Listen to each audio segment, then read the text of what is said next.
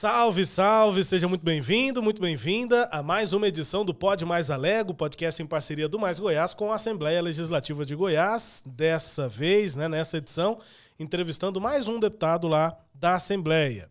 Comigo, Rubens Salomão, e também com o Chico Francisco Costa, repórter do Mais Goiás. E aí, Chico, tudo bem?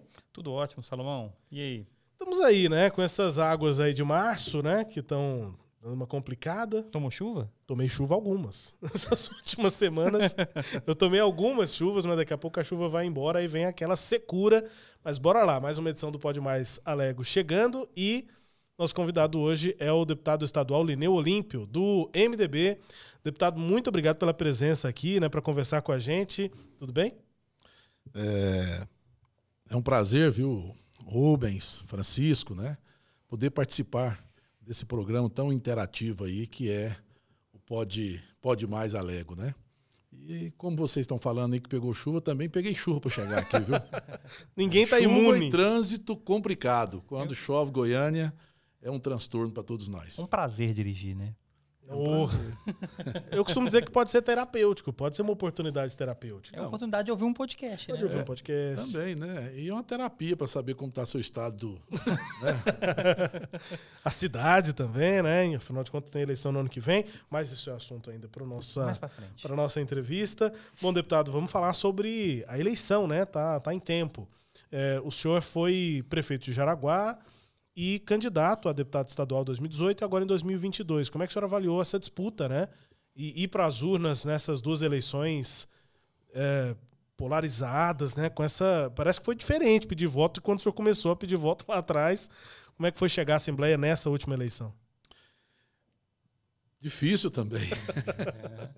Nós que viemos de uma eleição de 2018, quando a candidatura ainda do governador Ronaldo Caiado, que nós disputamos pelo PTB a eleição, e faltava apenas 18 urnas para ser aberta, todos nos davam como eleito a deputado estadual, e no final da contagem nós perdemos por 55 votos. Nossa. Ficamos na primeira suplência, tivemos aí a oportunidade de assumir a assessoria especial da governadoria, a convite do governador Ronaldo Caiado.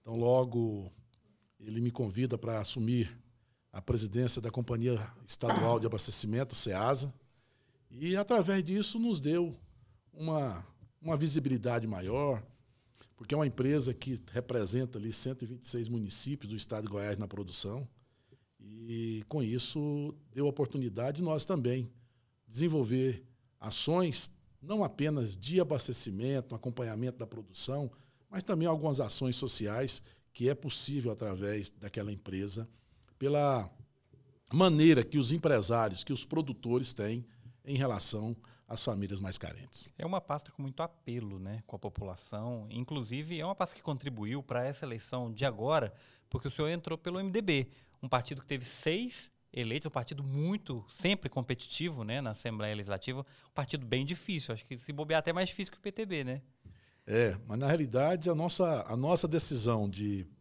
disputar pelo MDB é que nós sabíamos que o MDB teria vagas para que nós tivéssemos a competência de correr atrás do apoio e, transformando isso num voto, nós teríamos aí cadeiras para ser disputadas. E, mas de fato, é o desafio contrário do PTB. No MDB tem que estar entre os eleitos, que o MDB eleitos. Vai eleger deputado, vai. Agora o PTB... O PTB tem que ver se vai eleger, Se vai eleger. Nós tivemos um eleito pelo PTB na eleição passada. Foi Henrique Arantes. E o interessante, se caso... Na eleição anterior, Anterior. Isso. 2018. Que migrou e se caso nós não tivéssemos feito a coligação com o PSD, tanto o Henrique como nós seríamos eleitos. Porque o nosso partido fez um inteiro e teria uma sobra para eleger mais um. Mas na coligação, tanto o Lucas Calil como também o Wilde Cambão tiveram mais votos que nós, eles foram eleitos no inteiro e o Henrique foi na sobra. E nós ficamos fora naquela eleição. Não tem mais a coligação, Agora não. Agora está dentro do partido, a definição. Eu sou MDBista de origem, de nascença, com meu pai lá, a vida toda, acompanhando o MDB. Por questões locais, na época, saímos, porque o MDB não me deu a guarida na época para ser candidato a prefeito. Então, nós saímos do partido para buscar essa candidatura a prefeita, que nós saímos vitoriosos, e mostramos ao MDB que o nome, naquele momento, era o nosso para disputar a prefeitura de Jaraguá. Mas voltamos hoje ao MDB, que é uma sigla muito forte no estado de Goiás, é um partido que vai crescer muito, né, porque tem história, ele tem militância, e isso vai nos dar aí uma condição, hoje, como líder do MDB na Assembleia, né, nós somos 6 deputados, isso facilita a nossa interlocução com toda aquela casa e também junto ao governo. O MDB, inclusive, está com 31 prefeitos, né? Acho que está caminhando para ser talvez o partido mais hegemônico dentro do Estado. Se eu não me engano, os últimos 3 que o Daniel Vilela filiou foi o de Caldas, né? Bonfinópolis e São Luís dos Montes Belos. São Luís dos Montes Belos. Isso. Como é que você vê esse crescimento do MDB no Estado nesse momento? Isso já é uma preparação para 2026 para o Daniel? Não vamos falar que é uma preparação para 2024. Né?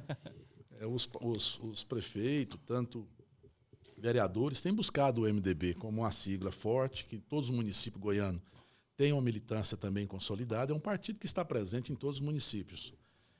E outros prefeitos também virão, né? Como tem manifestado hoje o próprio nosso presidente, o vice-governador, teve uma reunião com vários prefeitos na vice-governadoria também. Mas é isso, eu acho que o partido vem forte, o partido tem posição nacional, está em praticamente todos os municípios brasileiros, né, com vários deputados federais, estaduais e também senadores. Vereador nem se fala pelo volume que tem no Estado. Em ministérios. Ministério. Então, quer dizer, é um partido que participa da governabilidade de uma maneira muito direta. Né, muito direta. Não é um partido de radicalizar a posição. Não é um partido de radicalizar nem para a direita, nem para a esquerda. É um partido que atua num momento de hegemonia interna, de apaziguar os ânimos. É um partido que tem uma posição a nível nacional, e aí ela repercute a nível de Estado e município, porque é um posicionamento de uma grande força na interlocução. Então, é uma história do MDB. Qual é o futuro do partido, além dos números, além dessa questão do partido continuar grande, mas pensando nos simbolismos, né, deputado? O MDB não tem mais Iris Rezende e Maguito Vilela. Qual o senhor acha que é o futuro para a liderança do partido e também para essa relação com o eleitorado, né? A relação do MDB com o eleitorado dependia desses nomes. E agora? Eu acho que o partido, tanto a nível nacional como estadual, e também em vários municípios, ele vai perdendo a referência, porque sempre nós tivemos estrelas importantes na política, de um modo geral, dentro do partido, que teve a condição de liderar, teve a frente de todas as ações políticas. Alguns diziam que o partido não abre oportunidade para as mais jovens. Dizem que o Iris era aquela árvore grandona, mas que nada nascia embaixo. Mas, na realidade, as lideranças, né, quando ela assume o compromisso, né, porque dedicar, como o próprio Iris, que nós estamos citando aqui, a vida pública dele, abdicar de tantas coisas que ele só veio curtir no final da sua vida, né, que é o que mais gostava, é a fazenda, é a família, é curtir os amigos, é uma pessoa que tem que ter uma paixão. A política é uma paixão, é doação, né? E essa liderança tem isso. Quando uma liderança mais jovem, ela não tem um posicionamento mais firme de colocar o nome dele ali para fazer uma disputa, é claro que a gente acaba recorrendo aos mais velhos, que têm mais segurança, que têm mais disposição e que têm a liderança já consolidada. E o senhor vê essa liderança no Daniel Vilela, o atual presidente da Legenda? Daniel é um jovem que tem demonstrado muita firmeza. O acompanhei lá na Câmara Federal como um deputado. Ele demonstrou uma liderança muito segura nos seus posicionamentos. É um deputado que todos falavam naquela época ali, que ele estava como deputado federal, né, a sua força, né, não apenas no seu conhecimento, até pela sua formação política, né, que veio lá de Jataí, com seu pai, com seus primos, né, disputando eleições e consolidando posições aqui no estado de Goiás. Eu vejo no Daniel uma das figuras mais mas de maior crescimento político no estado de Goiás. Eu falei aqui, cheguei a citar a questão da polarização das últimas eleições, né, 2018 e 2022. Como é que o senhor acha que a base do governador chegará para 2026? E aí eu não estou querendo antecipar tanto assim o processo, porque bola de cristal a gente não tem. O que a gente tem é uma perspectiva de que Daniel provavelmente será candidato. Mas e politicamente, deputado? O senhor acha que o Daniel vai conseguir representar essa base toda de Caiado? Porque hoje o Caiado representa, em parte, bolsonaristas. A gente já viu em pesquisas, tem muita gente que votou no Lula e que também vota no Caiado. O senhor acha que o Daniel pode representar essa base toda ou pode ser que essa base vá se fragmentando ao longo do processo até lá? Não, eu vejo o contrário. Eu acho que a política você faz de construção. Você vai construindo o relacionamento. A política, a gente fala sempre que você pode ter situações que tem que ser observado. O maior companheiro político seu hoje pode ser o maior adversário amanhã. E o maior adversário seu hoje pode ser o maior companheiro amanhã. Então, é construção. Né? E o Daniel é um nome, é uma pessoa que trabalha nesse sentido. Né? E, agora, é claro que ninguém pode garantir nada. Isso vai depender muito da sua posição, da sua postura, da sua liderança, na condução que ele vai ter como vice-governador, né, tentando, da maneira que tem dado aí, as tarefas dadas a ele através do governador, e ele tem saído muito bem e tem mostrado isso ao governador e também consolidado essa liderança dentro do grupo. Então, quer dizer, se você fazer uma avaliação hoje, é uma avaliação que antes das eleições ela não existia, porque foi um convite para formar uma chapa Caiado-Daniel que ela gerou uma certa insatisfação no meio político, e outros também tinham o mesmo objetivo de ser vice-candidato na chapa do governador Caiado. Mas de lá para cá o Daniel, né, chegou na eleição já com uma sintonia muito grande e hoje ele já demonstra, né, na sua desenvoltura no meio político de um modo geral, e todos os partidos, uma liderança muito consolidada e mantendo essa linha, né, trazendo esse momento de convergência, discussão, como tem feito, participando do dia a dia do governo, né, e orientando também, mesmo com a sua juventude, mas com um grande relacionamento que tem junto ao governo federal e Goiás, eu tenho certeza que é um momento muito positivo na carreira política dele. Até puxando de volta para a questão da Assembleia Legislativa, como é que o senhor avalia hoje a base do governador dentro da Assembleia mesmo? Hoje nós temos uma base muito grande, né? E mesmo a oposição parece não ser uma oposição tão ferrenha. Como é que o senhor avalia todo esse cenário dentro da Alego? Eu acho que a política goiana, ela entendeu que as dificuldades têm que ser superadas. Se você pegar a 19ª legislatura, né, que veio na primeira eleição do Caiado, você pegar um estado que estava com um endividamento aí de 7 bilhões e 200 milhões, né, com muita coisa para se fazer, muito investimento para ser regularizado, muitas obras para serem terminadas, programa social importante que precisava ser implementado. Vem uma pandemia que deixa todos sem saber para onde ir, o que fazer. Né? Nós observamos situações de prefeitos, né, no estado de Goiás, vou citar mais localizado aqui, que ele não sabia por onde começar, se fechava o comércio ou deixava aberto, se continuava a escola ou não. E o governador teve uma posição muito firme, criticadas, mas muito firme. Porque o líder ele tem que dar um norte para você, ele tem que apontar para onde que você vai. Que muitas vezes a liderança ela tem um processo de muita reconhecimento, mas naquele momento também de uma decisão mais dura, ela tem muitas críticas, né? E muitas críticas foram feitas. Mas eu vejo que hoje, na Assembleia, nessa nossa 20ª legislatura, com o governador sendo reeleito, apresentando aí programas sociais importantes, que já começaram a consolidar no final do ano, depois da recuperação fiscal do Estado, adesão, né, da EF. Então, depois de lá para cá, você vê um Estado diferente, um Estado respirando mais condição de investimento, vê o Estado atendendo os programas sociais, um Estado investindo na cultura, investindo forte na educação, na saúde, ao invés do governador fazer o que muitos outros governadores fizeram na pandemia, construindo hospitais de campanha, fazendo investimentos que era momentâneo.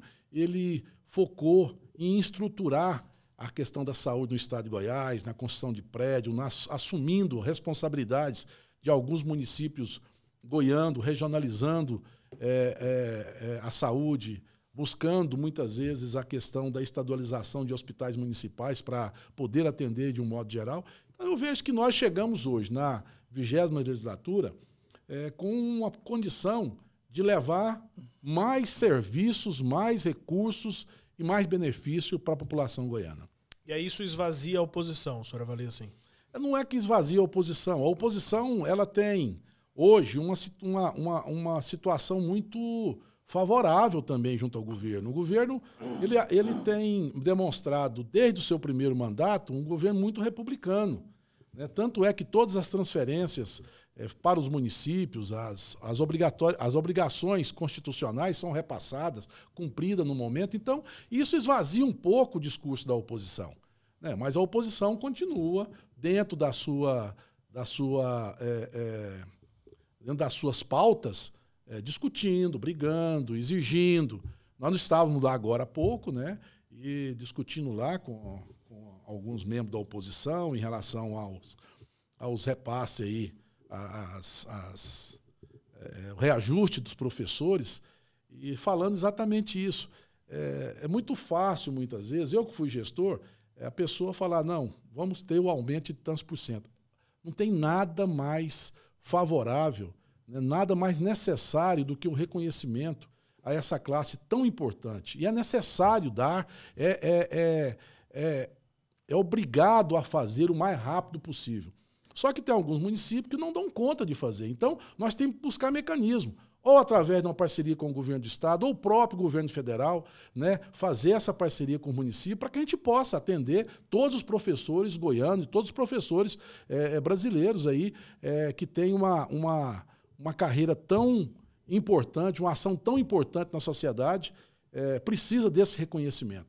Agora, é importante a gente buscar a solução, e é por isso que o parlamento existe, né? É para a gente aprovar medidas, criar programas, de modo que viabilize os municípios a cumprir as suas obrigações. Deputado, mas além de uma oposição menor, há uma postura também da casa, né, da Assembleia, da parte da base, da própria mesa diretora, o presidente Bruno Peixoto, o termo que foi usado pelo próprio Bruno, né, na posse dele como presidente, foi de mãos dadas. Há um exagero na visão do senhor nessa relação? Falta a independência e sobra a harmonia, pensando nos termos constitucionais, né, que os poderes são harmônicos e independentes. Está harmônico demais e independente de menos, ou o senhor não vê exagero nisso? Eu não vejo exagero. É porque ali é uma casa de debates, né, debate de ideias, porque a representatividade do povo está lá dentro. Né, e ali você tem tudo, você tem engenheiro, você tem médico, você tem agropecuarista, você tem professores, você tem tudo, todas as áreas são representadas ali, então a sociedade goiana está representada no parlamento goiano. Então é claro que os debates, né, nessa linha que eu volto a falar com você, os debates acontecem. Agora, uma coordenação, né, uma presidência que o deputado Bruno Peixoto tem exercido, ela de fato, ela cria um momento mais harmônico dentro do parlamento. Né? Por quê? Porque ele não tem restrição nenhuma a nenhum deputado. O deputado chegou na sala dele, ela entra. Chegou na sala dele, discute. Se tem conversa separada de um canto ou de outro, você puxa para um canto e conversa. Então, é um cara que tem dado, né? Um deputado que tem dado a liberdade, né, para que seus pares ali que participam dessa legislatura tenham a condição. E é imprescindível a liberdade de uma presidência de qualquer que seja ela. Né? E aqui em Goiás, no parlamento, nós estamos vivendo um momento muito especial com o presidente Bruno Peixoto. E se você observar, né, eu acho que é a única vez na história que é um presidente eleito com todos os votos dessa casa. Então, ele conseguiu mostrar que é possível trabalhar com harmonia, com independência, porque para todos acreditarem nele, ele teve que mostrar que o trabalho seria um trabalho de independência do parlamento, é o fortalecimento do parlamento. E é isso que tem sido a conduta dele, e é isso que nós temos sentido no dia a dia daquela casa. Só tenho a impressão de que é a primeira vez eleito. Reeleito já houve Zé Witt, eu acho. Né?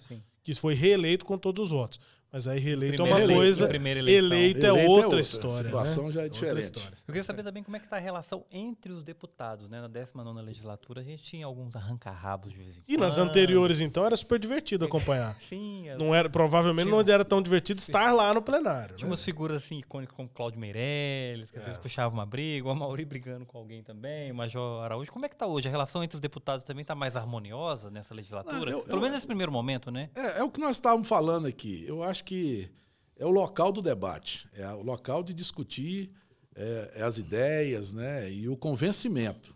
Ali é a casa do convencimento das suas ideias. Eu vejo que não é a questão de estar num momento diferente, né, mas o debate acalorado ele acontece, como já aconteceu na semana passada, na semana atrasada, onde temas nacionais entram num debate nosso e aí ele polariza. Ele polariza. Então, é claro que quando você cutuca né, em uma posição que é sua, que você defende, que você alinha, né, o outro vem porque sentiu atingido, e aí vem contrário. Quer dizer, então o debate é importante para isso, até para a formação de ideias. O senhor é da turma do deixa disso? O senhor fica no meio? Ou o senhor está em algum polo também? A linha do senhor é mais acalorada ou é uma linha mais moderada? Não, eu trabalho muito... O senhor é MDBista, né, deputado? Eu sou MDBista. Não, mas eu trabalho o seguinte, eu sempre fui do ato do convencimento. Não sou de chutar a porta, não sou dessa linha de briga. Mas eu tento sempre buscar a linha do convencimento, né, na discussão e na formação de ideias, para ter o convencimento. E claro também que sempre aceitando ser convencido quando tem uma justificativa melhor do que a minha em relação ao que nós estamos propondo. Então, eu acho que isso aí é que faz com que a gente tenha um ambiente mais harmônico. Mas o senhor pediu voto para o Lula?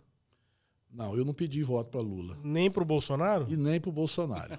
Como é que fez campanha em 2022 sem pedir voto para... Porque voltando, foi muito polarizado. Né, eu fiz campanha o seguinte, o que eu posicionei, né, desde o início? Eu falei, nós estamos vivendo um momento único no Brasil, onde as pontas, né, está muito polarizado. Rivalizado, né? E o discurso está um discurso muito pesado.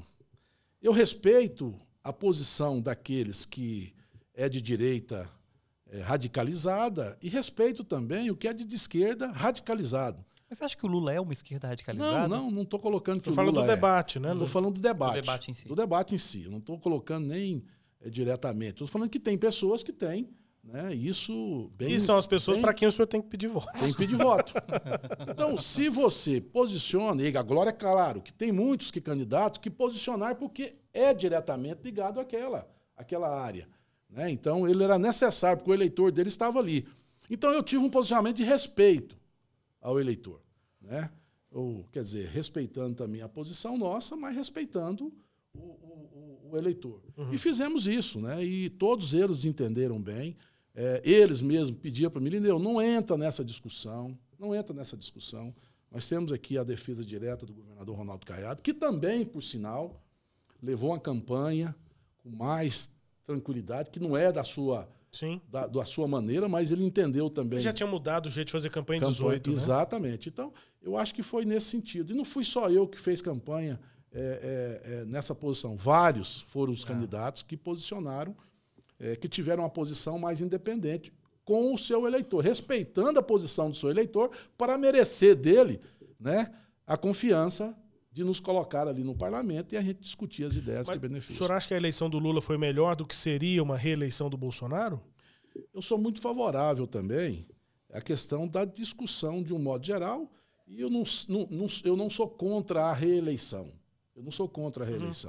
Mas digo, o perfil de governo é completamente diferente. Eu acho que a opção por Lula... O que eu acho é o seguinte, nós tivemos ali no momento, né, e aí a gente acompanhou, eu fui presidente da Companhia Nacional do Abastecimento, a Conab, no governo da Dilma. Sim. Nós tivemos ali, eu na presidência, o primeiro movimento de paralisação de caminhoneiros. E uma empresa que transporta milhões de toneladas de grão para o Brasil inteiro no abastecimento, tinha no seu perfil ali uma relação muito clara com as empresas prestadoras de serviço do transporte brasileiro. Nós apresentamos naquele primeiro momento uma pauta para tentar solucionar, né? Porque o que mais pesava naquela discussão é que o motorista, o caminhoneiro autônomo, ele não tem condição de acessar direto ao serviço público para pegar uma carga, e sim uma empresa. E a empresa contrata para fazer esse transporte. Então, era a grande demanda dessa discussão. E aí criaram-se uma taxa, no governo Temer já criaram outra, depois veio o Bolsonaro, fez uma outra movimentação, mas a realidade é que continua praticamente do mesmo jeito. O caminhoneiro autônomo, ele não tem condição de poder participar diretamente de um processo licitatório de uma prefeitura, do Estado. Você fala via Conab, né? Não via Conab, não, de um modo geral. Tá. Para prestar esse serviço. Esse serviço de transporte. Entendi. Né? Então, é uma empresa, tem que ser constituída uma empresa. Tentou se criar até, né, e hoje existe, né, um microempreendedor individual, onde ele poderia fazer essa adesão, que ele é o patrão dele mesmo, era de mais um, agora pode ser até 3. Mas mesmo assim, isso ainda tem algumas exigências que o próprio edital não permite, e ele não tem acesso a esse transporte, a essa prestação de serviço diretamente. Mas eu estou colocando aqui até para fazer um desenho bem mais tranquilo em relação ao posicionamento. Então, mas aí o senhor acha que agora a perspectiva é boa também para essa questão? Sem dúvida nenhuma. Governo? Eu acho que tem que achar uma solução. Tem que achar uma solução. Porque quem financia... Porque aí o trabalho do caminhoneiro fica precarizado. Quem financia o caminhão é o caminhoneiro. Né? É claro que as empresas de transporte também fazem grande financiamento e adquirem vários caminhões. Coloca motorista para fazer o transporte. Mas quando terceiriza o serviço, quer dizer, eu ganho um transporte de um órgão público. Vamos colocar uma Conab, né? Que tem que levar milhões de toneladas para o Nordeste, porque lá está faltando milho. Quando você faz isso, você faz um leilão público do transporte. O autônomo não pode participar. Participa só as empresas. Sim. Né? E aí ela pega e contrata o serviço do autônomo para fazer para ela. Quer dizer, ela não tem nem caminhão. Desculpa, Francisco, só para retomar também a história do senhor. O senhor foi, né, superintendente da Conab? Esse eu fui diretor administrativo e financeiro e fui presidente. A Conab parou, assim, ela está mais, vou dizer, atrofiada do que foi nos governos passados. E aí, só para lembrar, né, a Conab é a Companhia Nacional de Abastecimento que levava, como o deputado disse, milhões de toneladas, principalmente para os municípios onde havia mais demanda, enfim, tentava democratizar esse acesso aos alimentos, né? Ela deu uma parada desde o governo Temer? Como é que está hoje? Ela veio desde o governo Temer para cá, ela teve uma ação muito de paralisação das suas atividades de armazenamento e de regulação. Porque se você não tem um produto, você não tem como regular. Claro. Como o país nosso não tem desabastecimento, entendeu-se que não era necessário ter alimento estocado. Mas o alimento estocado regula preço. Então, principalmente para quem tem menos para pagar, né? Para quem é mais pobre. Então, o que acontece, eu acredito que nesse governo deve ter um incremento, já foi anunciado, né, um incremento, voltar novamente ao estoque regulador, que eu vejo que é necessário. A armazenagem hoje no Brasil, eu acho que não tem necessidade da companhia mexer com o armazenamento. Porque hoje existe linhas de financiamento, o próprio agronegócio sozinho consegue fazer a coisa acontecer. Quantas e quantas fazendas que você vê aí ao longo das nossas rodovias, com grandes e grandes silos hoje para fazer a estocagem própria. Então, quer dizer, nós demos um avanço muito grande no agronegócio brasileiro. Então, nós temos que respeitar, né, que não precisa de ter uma companhia para garantir aí, a estocagem desses alimentos.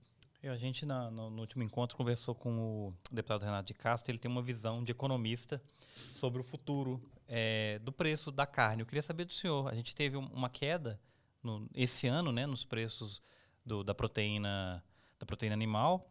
Eu queria saber como que o senhor vê, a gente está falando agora de agro, o senhor vê, deve ter uma manutenção desses preços, deve aumentar, e por quê? Eu não sou economista, também não sou muito ligado a essa linha de produção.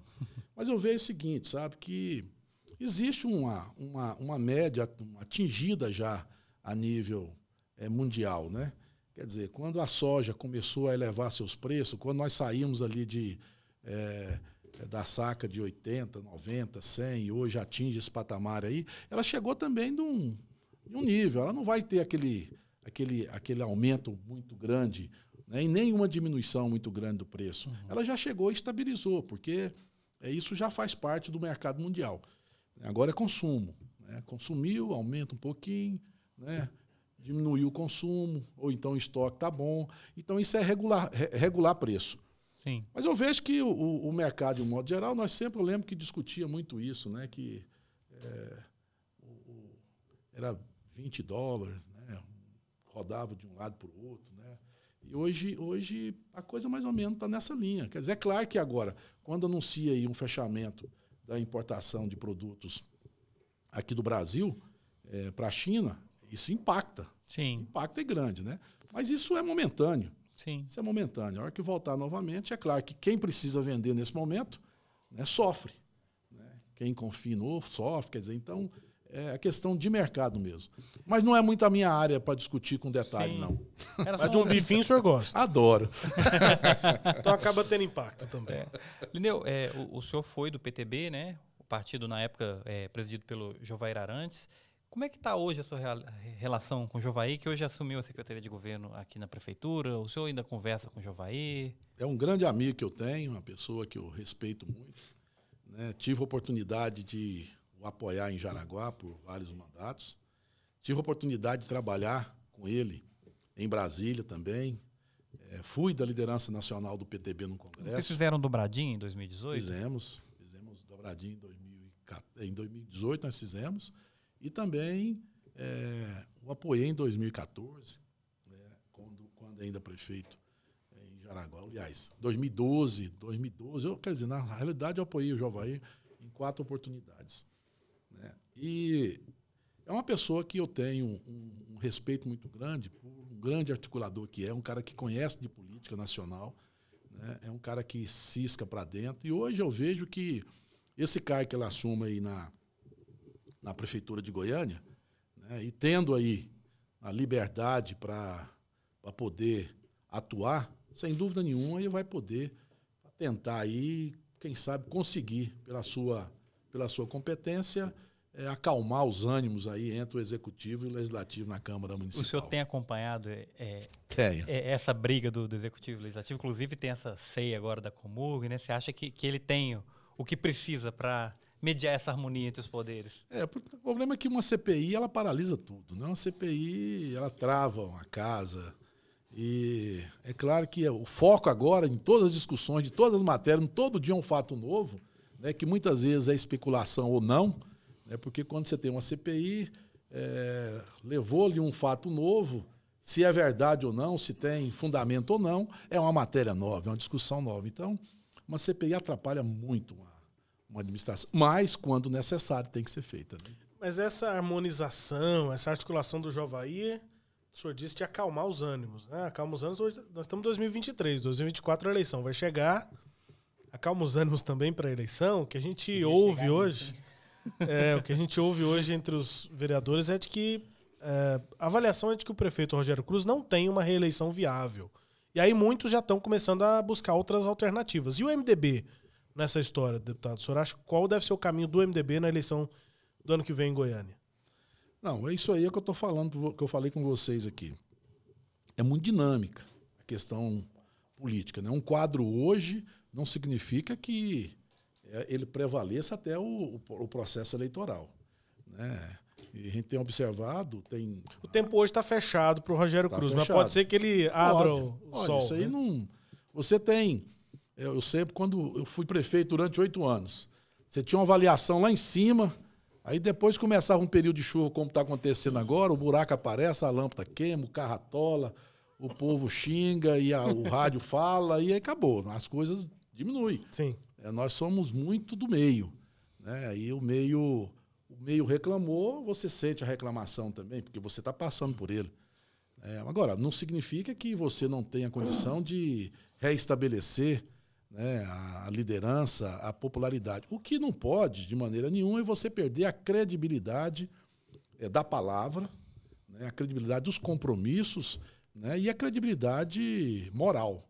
Então, isso não tem recuperação. Mas, administrativamente, tudo é possível ser recuperado.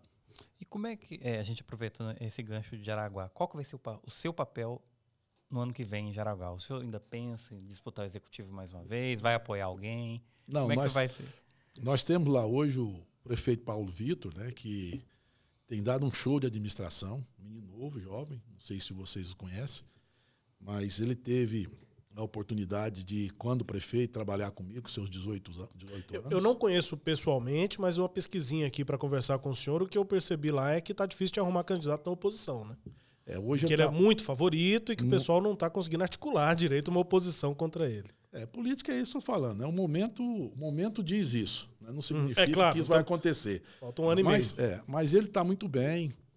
Ele teve uma oportunidade também, junto ao governador Caiado, de desenvolver um papel importante como chefe do gabinete pessoal dele, né? Acompanhou o próprio Renato de Castro, quando deputado aqui, foi chefe de gabinete do Renato lá em Goianésia.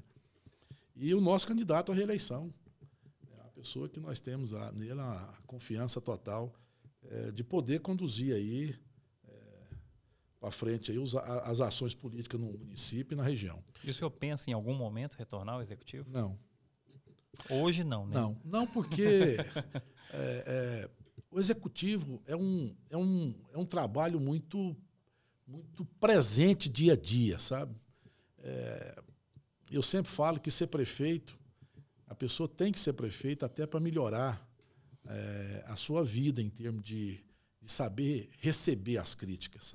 Né? Porque as pessoas sempre estão de fora, falam, não, se eu fosse prefeito eu ia fazer isso e aquilo. Depois ele entra e eu também tinha essa ideia. Né? Se eu tivesse a oportunidade de ser prefeito de Jaraguá, eu queria fazer isso e aquilo. Mas você entra, as ações são limitadas, os recursos são limitados, né? A burocracia é muito grande. O que você pode fazer não significa que o que você quer fazer não significa que você pode fazer. Né? Mas eu vejo que o prefeito ele tem que ter uma dedicação assim exclusiva mesmo, no dia a dia, para a população e para o seu município. O legislativo ele é mais prazeroso? Não é questão mais leve, pelo menos, né? Não, a representatividade sua...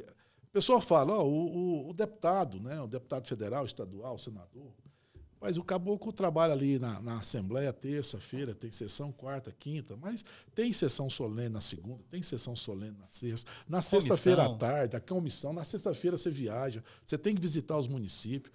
Muitas vezes você deixa a atividade familiar, como nós fizemos esse final de semana, visitando o município, dando atenção, ouvindo as reivindicações. É uma atividade 24 horas, né? Agora, as pessoas, o conceito é que é uma coisa complicada. Quer dizer, hoje, né, nesse podcast aqui, a gente tem condição de levar informação maior.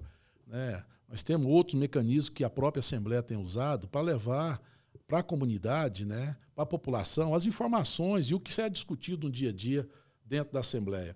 Então, antes não era possível fazer isso, você não tinha essas informações. Hoje, através das redes sociais e também dos canais de comunicação, isso facilita o entendimento e acompanhamento da população nas ações que estão sendo executadas de dentro. Eu não sei se isso ainda é um gasto ou investimento, depende da interpretação grande da Assembleia, mas quando eu comecei a cobrir política, isso foi 2010, não tem tanto tempo assim, mas um gasto grande da Assembleia, considerável e importante para os gabinetes, era com o correio. Porque você mandava um monte de carta para todas as cidades, para todos os endereços onde você sabia. Hoje tem o WhatsApp lá de muita gente, tem o WhatsApp do deputado, do gabinete, o e-mail, você tem mais canais. Mas eu me lembro que até recentemente esse canal, principalmente para o interior, para o deputado de representação no interior, a cartinha chegando lá para mostrar para o seu eleitor que o deputado está fazendo alguma coisa... era relevante. É isso, mudou o mundo. O cumprimento do seu aniversário, a liderança, né? Eu lembro que o Senado tinha uma das maiores gráficas do Brasil. Exatamente. Tem ainda lá, né, a própria Câmara, né, a Assembleia, quer dizer, todos os poderes trabalhavam, porque a informação só chegava através do impresso. né? Ou então através de rádio. Né? Era rádio, TV e impresso. Então, o impresso acabava consolidando mais no dia a dia, porque no rádio, como é temporal, né? Que tem um momento certo, a hora certa de passar. Programação, né? E era difícil também você fazer uma gravação ali para depois você poder assistir. Então, o impresso é que ficava. Né? A condição da população fazer uma avaliação no trabalho de um parlamentar, de um governo, de um modo geral. Deputado, precisamos voltar aqui no tempo para contar um pouco da história do senhor e matar a curiosidade também, que apesar das pesquisas aqui, né, o senhor tem uma trajetória já de muitos cargos ocupados, enfim, né, antes de ser prefeito de Jaraguá. Eu gostaria que o senhor fosse contando assim, parte da história, mas que respondesse primeiro a seguinte pergunta. O senhor sempre quis ser político, né? O pai do senhor tem uma história de vida pública. O senhor sempre achou que esse era o caminho para o senhor desde de novo? Interessante, viu, Rubens? Eu era presidente da Associação Comercial e Industrial de Jaraguá. Né? Fui secretário de obras em 86, quando eu terminei o curso de engenharia. Fui secretário de obras do prefeito Alano, depois fui secretário... Até ali o senhor queria só tocar obra. Tocar obra e... Fazer projeto. E fazer projeto, né? E é interessante que a atividade pública, ela te encanta, né? Quem tem o poder e tem na sua formação o bem das pessoas, é uma oportunidade que você tem de servir. A política é isso, é uma oportunidade de poder servir. Não é todos que têm essa oportunidade de ter um mecanismo forte para servir. E quando você tem uma boa ação, um bom coração, você faz o bem. Porque a política ela pode ser usada tanto para um lado bom como para o lado ruim. Tem político que persegue, que maltrata, que desrespeita, que humilha, né? E tem uma política que você pode fazer ela doando para o bem das outras pessoas. Mas o senhor decidiu ser político nessa época, então? Não. Então, eu só queria lembrar assim, de um contexto, que eu me lembro um pouquinho, de que nessa época aí, acho que hoje a profissão, não é uma profissão, mas a função política, ela é mais relativizada. Você já consegue entender junto à população que o político faz coisas boas também. Mas naquela época, era difícil. Só tinha piada. Você ligava a televisão, era só piada, era só político como sendo algo ruim. E aí acho que quando o senhor tomou essa decisão, e aí o senhor vai contar quando é que foi, o senhor também teve que tomar a decisão de assumir uma função que era só criticada, ou majoritariamente criticada. E principalmente você vindo de uma atividade empresarial, né? Poderia resolver suas coisas ali, não precisava ficar se envolvendo com crítica. E aí, quando chegou, como presidente da associação, a gente sempre dependia da prefeitura para fazer as ações, implementar as ações, né? Porque é o fomento. Muita gente acha que o município, o Estado, a União tem que dar dinheiro ali para a iniciativa privada. Não é isso. Mas um município, igual o nosso, que tinha uma dependência até hoje muito grande do setor produtivo na linha de confecção, era importante o município fazer um investimento no fomento daquela atividade dentro do município. Propagar que Jaraguá era uma referência na produção, que o Vale de São Patrício tinha uma atividade muito grande. Então, com isso, acabou que teve um período que a prefeitura não nos atendeu, reuniu um grupo de empresários e ali resolveu lançar um candidato. Foi na hora, aí veio até nós e nós assumimos o compromisso de sair candidato e vencemos a eleição com a prefeita muito bem avaliada na época. Vencemos a eleição, tivemos a condição de fazer um excelente trabalho, graças a Deus, e baseado nisso fomos eleitos, fizemos o sucessor, perdemos a eleição, ganhamos de novo agora com o prefeito Paulo Vitor. Mas essa decisão de entrar para a política, digamos assim, foi só quando o senhor foi ser candidato a prefeito? Antes disso, o senhor não pensava nessa atuação política? Eu falei que todos nós, né, principalmente do interior, que está na atividade estudantil, né, você pensa, se eu tivesse lá, se eu pudesse ser, né, eu faria isso, aqui. Então, quer dizer, falar que nunca pensou, a oportunidade surgiu e eu abracei. Né? Vamos embora, eu tô firme, nós já conversamos com colegas do senhor aqui. Quando eu faço essa pergunta, o senhor sempre quis ser político? Alguns colegas do senhor dizem, sim, sempre quis ser político. E me preparei para isso. O senhor foi engenheiro, o senhor quis, a princípio, ser outra coisa. E aí o caminho foi levando. O caminho foi nesse sentido e foi um caminho de muita realização, né? Que me deixou muito feliz com as ações políticas que nós desenvolvemos. E depois da prefeitura, né, nós fomos convidados, logo em seguida, que saiu, terminou o mandato, para a Conab. Né? Fomos para a Conab. Durante esse período como prefeito, eu tive a oportunidade de ser presidente do Conselho, Conselho Fiscal da Federação Goiana do Município, depois presidente da Federação, fui diretor administrativo da AGM. Né? Tivemos participação, né, junto à Confederação Nacional dos Municípios, tivemos, através dela, a cadeira para discutir as questões do municipalismo na Secretaria de Relações Institucionais da Presidência, né, que gerou aí, né, que vamos acontecer daqui a semana que vem, mais uma marcha dos prefeitos lá em Brasília. Vai dar alguma coisa essa marcha? Já chamei o senhor de prefeito agora. Mas porque todo ano tem marcha e a pauta é a mesma. Mas todo ano tem conquista. Tem mesmo? Todo ano tem conquista. Aumenta um pouquinho o FPM? Aumenta um pouquinho o FPM. Melhora. Se não tivesse marcha, não aumentaria? Não aumentaria. Tá. Porque quem está acomodado não está precisando. Né? Quem não corre atrás não tem. Essas marchas começaram no governo do FHC, porque ele não recebia prefeitos, né? Na realidade, essas marchas... Se você fizer um levantamento, tive a curiosidade de olhar isso, até porque eu fiz um pronunciamento na casa lá, fazendo esse convite também, pedindo até um envolvimento maior da Assembleia, porque os prefeitos estão ali representados por nós. Né? Claro. Temos que participar também. Sim. Eu, como prefeito que fui, sei a dificuldade que é. Mas foram mais de R$1 trilhão que os municípios receberam a mais de lá para cá, em termos de aumento de FPM. Isso dos anos 90 para cá, nessa época mesmo. Eu estou na dúvida aqui qual que é hoje, qual que é a marcha, se é... Qual ano, né, especificamente? Especificamente. Porque teve uma manifestação grande durante a Constituinte, né, para os prefeitos querendo já uma repartição do bolo, mas depois isso acabou não acontecendo. E aí os prefeitos foram aumentando a intensidade das manifestações em Brasília, né? E aí se instituiu em algum momento essa marcha. E essa marcha ela tem também um outro lado importante, porque além das reivindicações, ali apresenta muitas ações, muito produto que são apresentados pelas empresas, né, para melhoria na educação. Virou um evento. Um evento, é uma exposição. Além de você ter a condição de trocar ideias ali, porque surgem na conversa do dia a dia com os prefeitos ali, um prefeito com o outro, de um estado, né, Rio Grande do Sul, aqui com o norte do Centro-Oeste, com o Nordeste, situações pequenas que são feitas lá que tem pode dar uma repercussão grande aqui também. Então, isso é muito, muito relativo dentro da maneira que você enxerga esse movimento, que é o maior movimento de autoridades, né, política da América Latina, deve ser um dos maiores do mundo. A quantidade de lideranças que participam dessa marcha.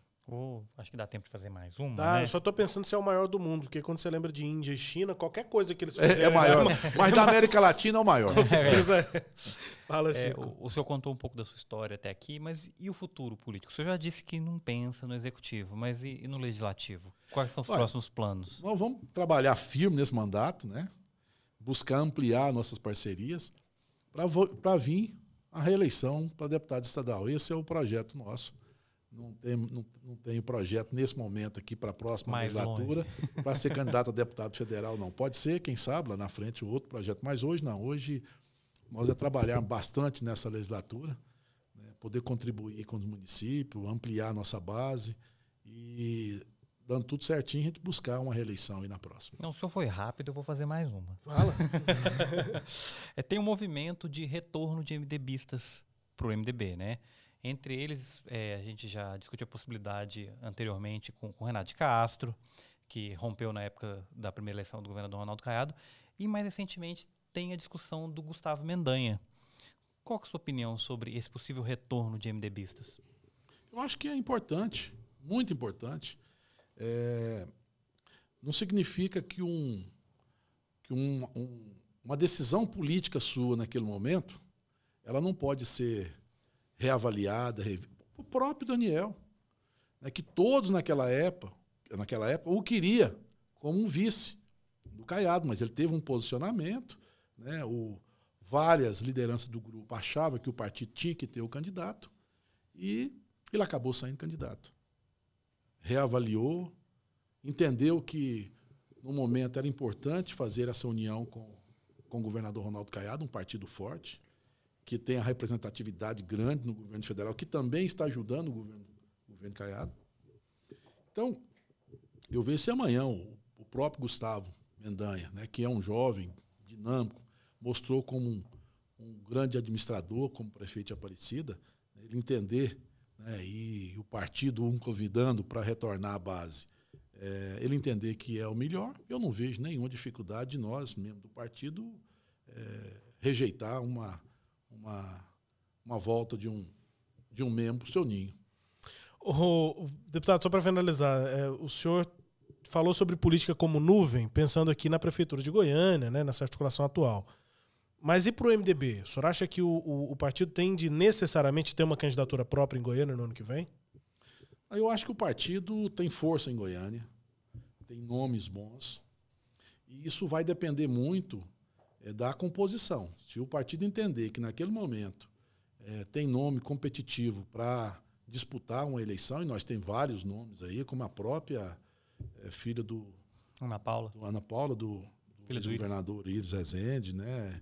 E outros nomes importantes também que nós temos aqui.